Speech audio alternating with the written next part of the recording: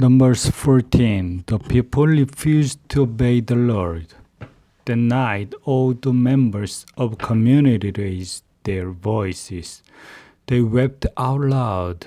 The Israelites spoke against Moses and Aaron. The whole community said to them, "We wish we had died in Egypt or even in this desert. Why is the Lord bringing us to this land? We are going to be killed by sword. Our enemies will capture our wives and children. Wouldn't it be better for us to go back to Egypt?" They said to one another, "We should choose another leader. We should go back to Egypt." Then Moses and Aaron fell with their faces to the ground. They did it in front of the whole community of Israel gathered there. Joshua, the son of Nun, tore his clothes. So did Caleb, the son of Jephunneh. Joshua and Caleb were two of the men who had checked out the land. They spoke to the whole community of Israel. They said, "We passed through the land and checked it out. It's very good. If the Lord is pleased with us, He will lead us into that land. It's a land that has plenty of milk and honey. He'll give it to us, but don't refuse to obey Him. And don't be afraid of the people of the land. We'll swallow them up. The Lord is with us, so nothing can save them. Don't be afraid of them." But all the people talk about killing Joshua and Caleb by throwing stones at them. Then the glory of the Lord appeared at the tent of meeting. All the Israelites saw it. The Lord said to Moses, "How long will these people not respect me? How long will they refuse to believe in me? They refuse even though I have done many signs among them. So I will strike them down with a plague. I will destroy them, but I will make you into greater and stronger nation than they are." Moses said to the Lord, "Then the Egyptians will hear about it. You used your power to bring these people up from among them, and Egyptians will tell the people who live in Canaan about it. Lord, they have already heard a lot about you. They've heard that you are with these people. They've heard that you have been seen face to face. They've been told that your cloud stays over them. They've heard that you go in front of them in a pillar of cloud by day. They've been told that you go in front of them in a pillar of fire at night. Suppose you put all these people to death and leave none alive. Then the nations who have heard these things about you will talk. They will say, 'The Lord promised to give these people the land of Canaan, but we wasn't able to bring them into it. So He killed them in the desert. Now, Lord, show your strength. You have said, I am the Lord. I am slow to get angry. I am full of love. I forgive those who sin. I forgive those who refuse to obey. But I don't let guilty people go without punishing them. I cause the sin of the parents to affect their children, grandchildren, and great-grandchildren. Lord, your love is great, so forgive the sin of these people. Forgive them just as you have done from the time they left Egypt until now. The Lord replied, I've forgiven them just as you ask. You can be sure that I live. I can be just as sure that my glory fills the whole earth. And here is one you can be just as sure of. Not one of these people will see the land I promised to give them. They have seen my glory. They have seen the signs I did in Egypt, and they have seen what I did in the desert. But they did not obey me, and they have tested me 10 times. So not even one of them will ever see the land I promised to give to their people of long ago. The person who has not respected me will never see it. But my servant Caleb has a different spirit. He follows me with his whole heart. So I will bring him into the land he went to, and his children after him will receive the land there. The Amalekites, and the Canaanites are living in the valleys. So turn back tomorrow. Start out toward the desert. Go along the way that leads to the Red Sea. The Lord said to Moses and Aaron, how long will this evil community speak against me? I've heard these Israelites talk about how unhappy they are. So tell them, here is what I am announcing. I am the Lord. You can be sure that I live. And here is what you can be just as sure of. I will do to you the very thing that I heard you say. You will die in this desert. Every one of you 20 years old or more will die.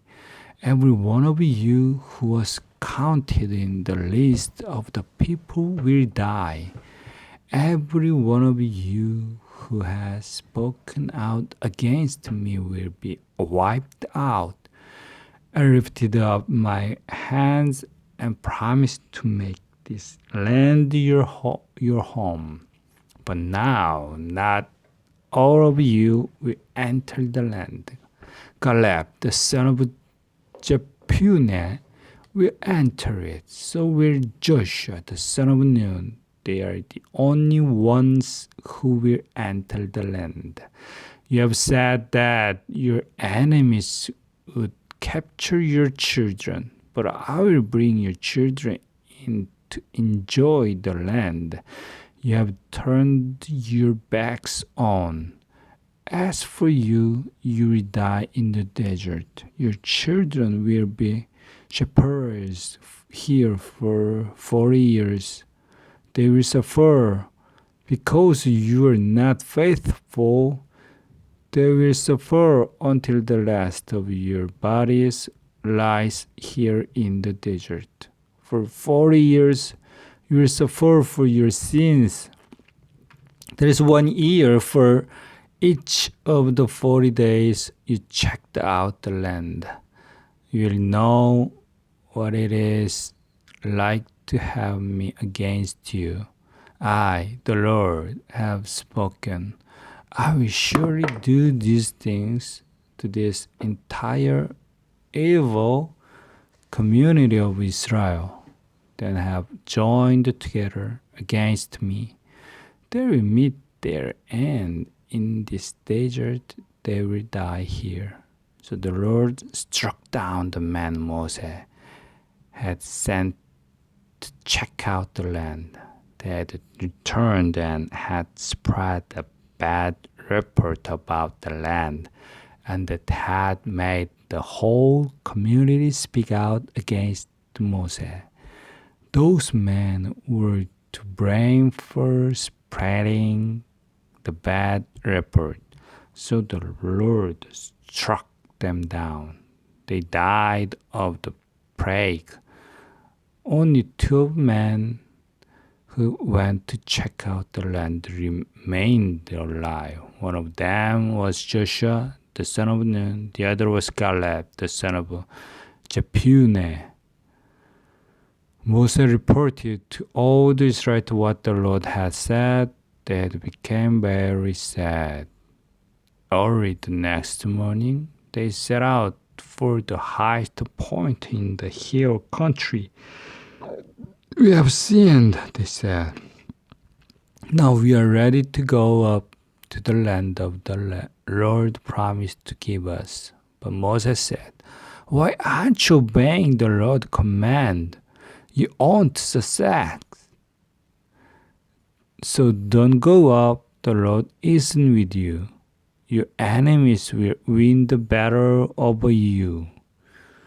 The Amalekites and Canaanites will meet you on the field of battle. They have turned away from the Lord, so He won't be with you, and you will be killed by swords." But they wouldn't listen. They still went up toward the highest point in the hill country. They went up even though Moses didn't move from the camp. They went even though the ark of the Lord's covenant didn't move from the camp.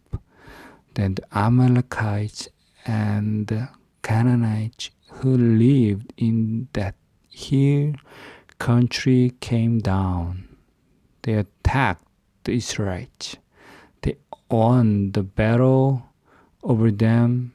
They chased the Israelites all the way to Homer. Number 15. Other offerings. Here is what the Lord said to Moses.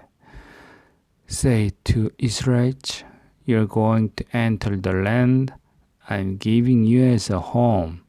When you do, you will present food offering to the Lord. The animals must come from your herd of flock. The smell of offering will please the Lord. They can be either burnt offerings or sacrifices. They can be either for special promises or for feast offerings, or they can be for offerings you choose to give.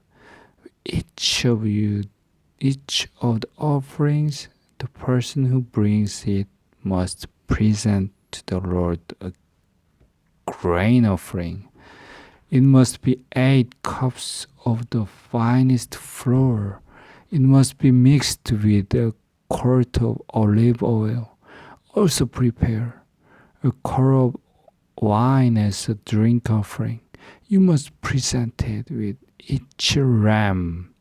Then you bring for the burnt offering for the sacrifice. Prepare a grain offering to present along with the ram.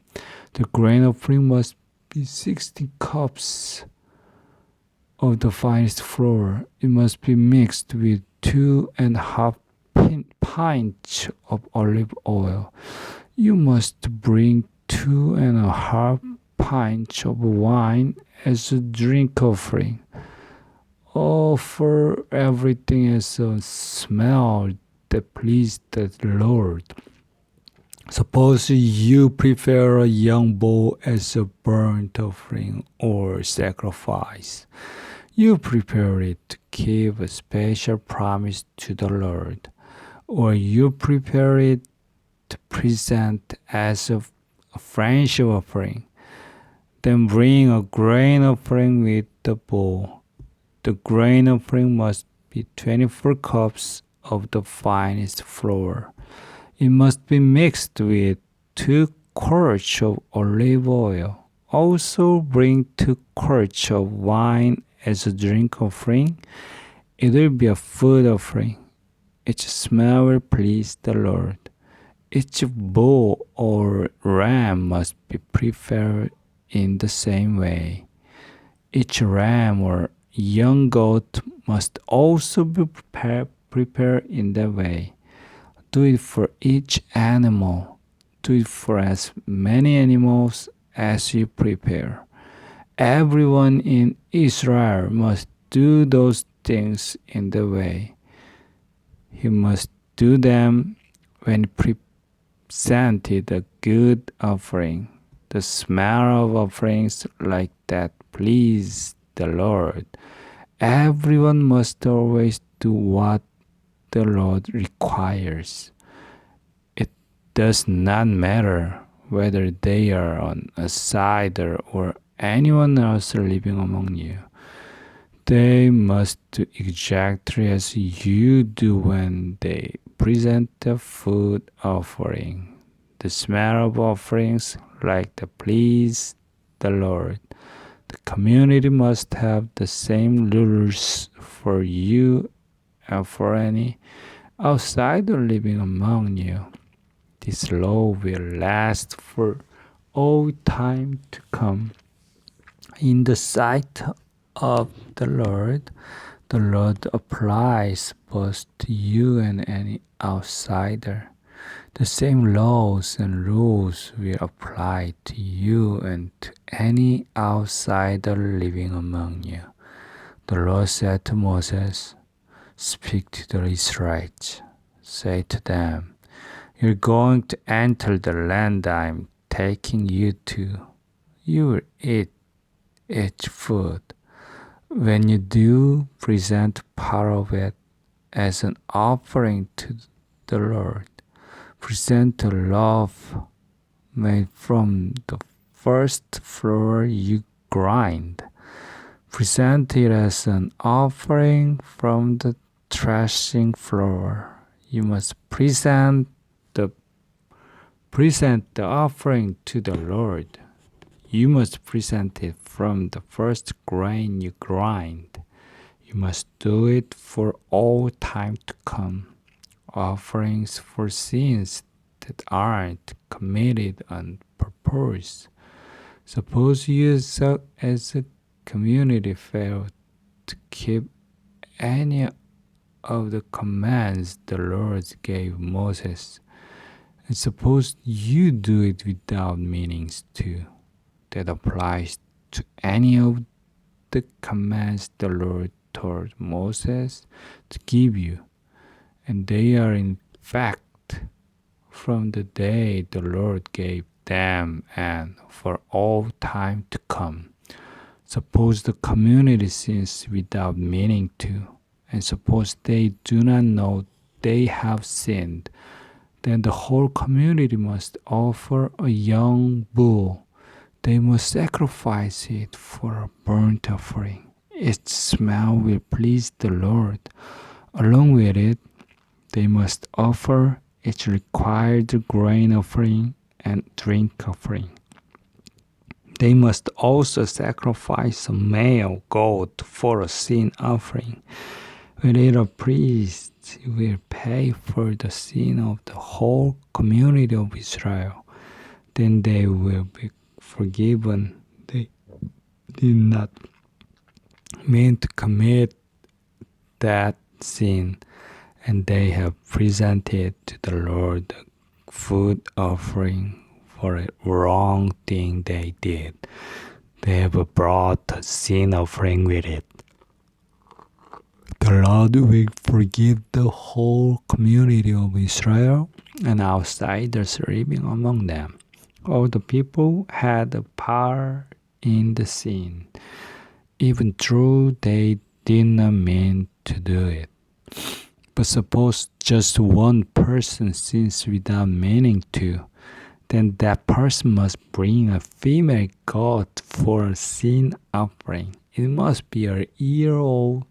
With it, a priest will pay for the person's sin in front of the Lord.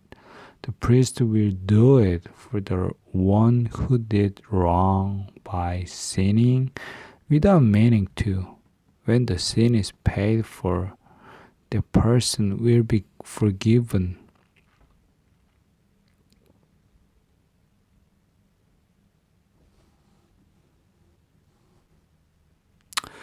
The same law applies to everyone who sins without meaning to. It does not matter whether they are an Israelite or an outsider. But suppose someone sins on a purpose.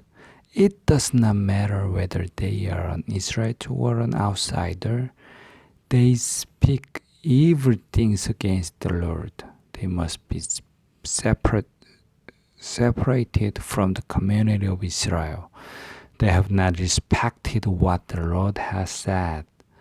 They have broken the Lord's command. They must certainly be separated from the community. They are still guilty. A man works on the Sabbath day. The Israelites were in the desert. One Sabbath day, people saw a man gathering wood. They brought him to Moses and Aaron and the whole community. They kept him under guard. It wasn't clear what should be done to him. Then the Lord said to Moses, "The man must die. The whole community must kill him by throwing stone at him. They must do it outside the camp." So the people took the man outside the camp. There they killed him by throwing stones at him. They did just as the Lord has commanded Moses. Tassels unclosed. The Lord said to Moses, "Say to the Israelites, you must make tassels on the corners of your clothes. A blue cord must be on each tassel. You must do it for all time to come. You will have the tassels to look at. They will remind you to obey all the Lord's commands. Then you will be faithful to Him. You will not chase after what your own heart and eyes wish for. You will remember to obey all my commands, and you will be set apart for your God. I am the Lord your God. I brought you out of Egypt to be your God. I am the Lord your God.